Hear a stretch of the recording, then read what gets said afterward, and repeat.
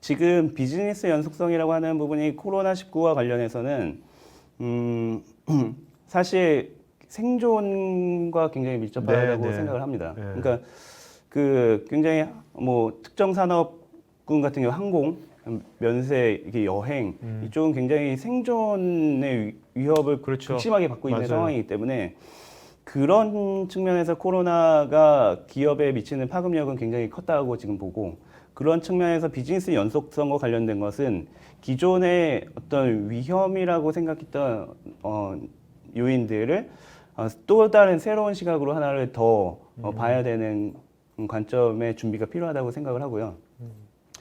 그런 차원에서 비즈니스 연속성은 지금은 생존과 굉장히 밀접하게 다뤄야 되는 아젠다로 급부상했다라고 생각을 합니다. 자, 요 장표가 보니까 네. 뭐 딜로이트에서는 이런 이그제큐티브 브리핑 어떤 그런 게 있나 보죠. 자료 같은 것이 매주 나오나 보죠. 요 자료는 네. 저희가 이제 코로나 19하고 관련해서 저희도 그런 부분들을 비즈니스 연속성 그리고 이제 사이버 시큐리티 관련된 어떤 리더들에게 인사이트나 지금 현재 상황 그리고 앞으로 일어날 것들에 대한 준비 차원에서 한 3월 말부터 지금 매주 나가고 있는 네. 자료입니다.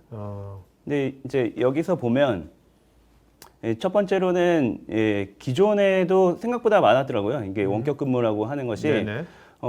코로나가 발생되기 전에도 27% 정도, 전 세계적으로 27%가 원격 근무를 평균적이긴 하지만 오, 야. 상당히 꽤 있었던 네. 걸로 저도 이번에 알게 됐고요.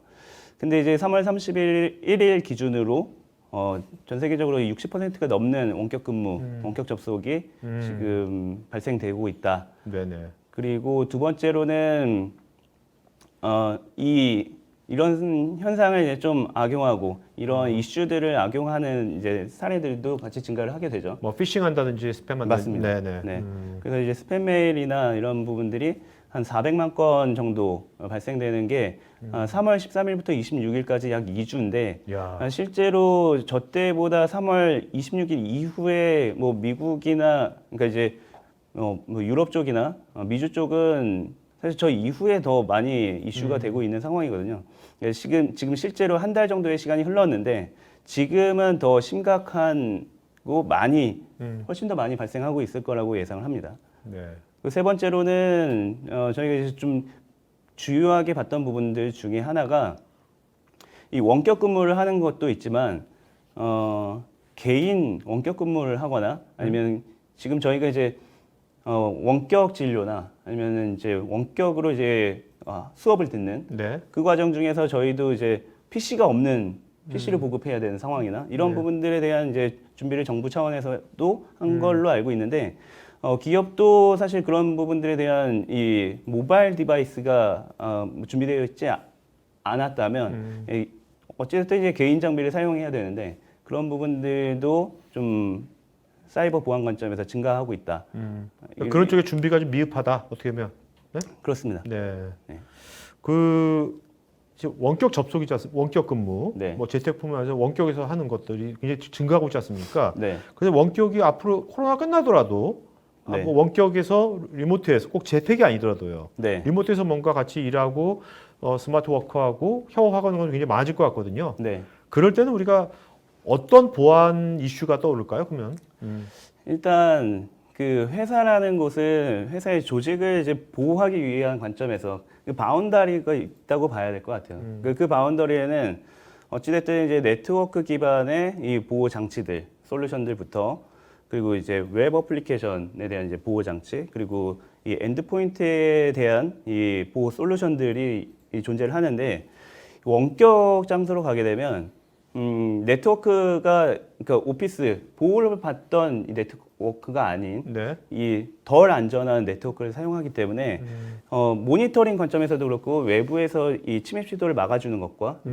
내부에서 외부로 나가는 것이 모두 그러니까 외부로 나가게 되면 모두는 아니지만 그 굉장히 상당 부분 이 보안 통제가 완화되고 약화되는 네, 네, 부분이 그렇죠. 있습니다. 네. 그러다 보니까 기존의 네트워크 기반에서 주요 정보 시스템이나 이런 것들을 보호하던 거에 관점이 포커스가 좀 더 있었다면 원격 근무로 가면서는 엔드포인트에 대한 보안에 대한 관심이 증대되지 않을까 이렇게 예상합니다. 네네. 그리고 또 이제 그 기업의 내부로 들어오는 그 루트라든지 루트도 엄청 다양해지고 네. 수도 엄청나게 폭증하는 거지 않습니까? 예전에 비해 맞습니다. 가지고. 네. 네. 그럴 때 기업의 어떤 그 기존의 기업의 어떤 IT 인프라의 어떤 오버헤드랄까? 새로운 오버헤드나 새로운 그런 것이 걸리지 않을까요? 네, 충분히 발생 가능할 것 같고요. 네. 그리고 원격 근무를 하다 보면 어찌됐든 원격지에서 이제 내부 시스템으로 접속을 해야 되는 상황이기 때문에 안전한 채널, 안전한 어떤 네트워크 구간을 통해서 이제 접속을 해야 그래도 이제 그런 부분들이 보안 통제가 적절히 이루어진 상태에서 업무가 지속될 수 있다 이렇게 보는데 그런 부분들이 이제 SSL VPN이라든가 아니면은 이 VDI 방식을 쓴다던가 네. 아니면 지금 굉장히 새롭게 부각되고 있는 제로 트러스트 관점에서의 어떤 접근 통제와 권한 관리 이런 부분들과 굉장히 밀접하게 관련이 있다고 봅니다. 네.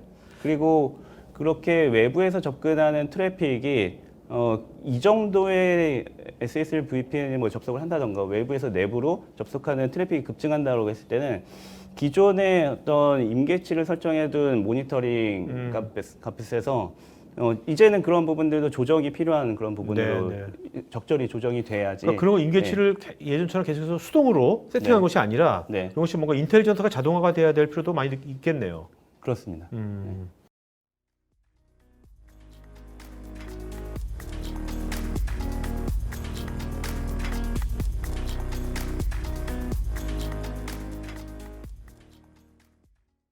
IT 전문 방송 토크IT에서 테크 분야별로 짧고 진한 시리즈 영상들을 편하게 골라서 보실 수 있습니다.